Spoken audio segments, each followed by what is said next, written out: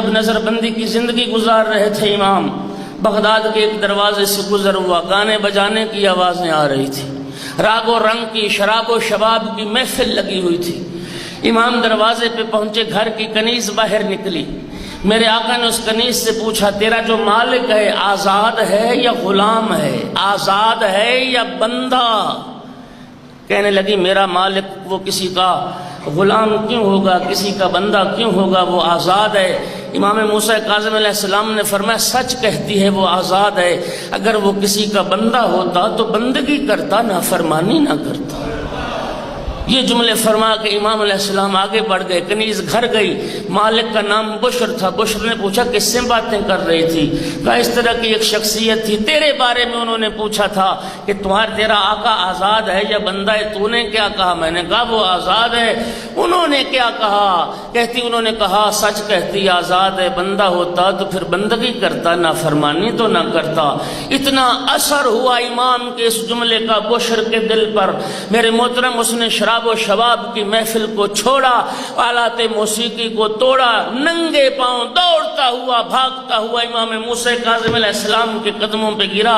عرض کرتا ہے فرزند رسول، اللہ کی بارگاہ میں میری بخشش کی دعا کریں، میں آپ کے سامنے وعدہ کرتا ہوں آج کے بعد آزاد نہیں رہوں گا، میں اس کا بندہ بن کے رہوں۔ امام موسی کاظم نے دعا کی، اللہم اغفر ذنبہ وطہر قلبہ، میرا اللہ اس کے دل کو پاکیزہ کر دے، اس کے گناہوں کو معاف کر دے۔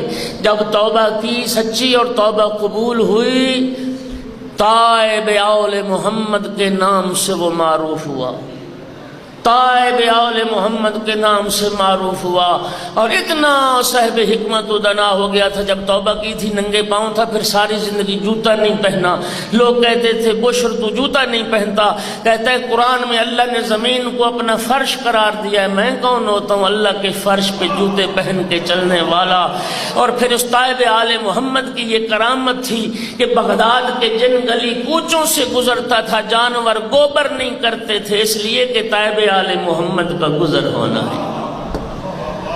وشیعان اہل بیت، توبہ کرنا واجب ہے، انسان کو چاہیے اپنے گناہوں سے ہر وقت توبہ کرے۔ اور میں کہا کرتا ہوں مجلس امام حسین علیہ السلام مقام توبہ بھی ہے، مقام قبولیت توبہ بھی ہے۔ تیرے معافی مانگنے میں دیر ہو سکتی ہے، اس کے معاف کرنے میں دیر نہیں ہو سکتی۔ باب الحوائج کا واسطہ دے، جس دروازے سے کوئی صاحب حاجت خالی نہیں لوٹا۔ دعا کرتا ہوں اللہ رب العزت ہمیں حقیقی شیعہ بننے کی توفیق دے۔ میں اپنی ماں بہنوں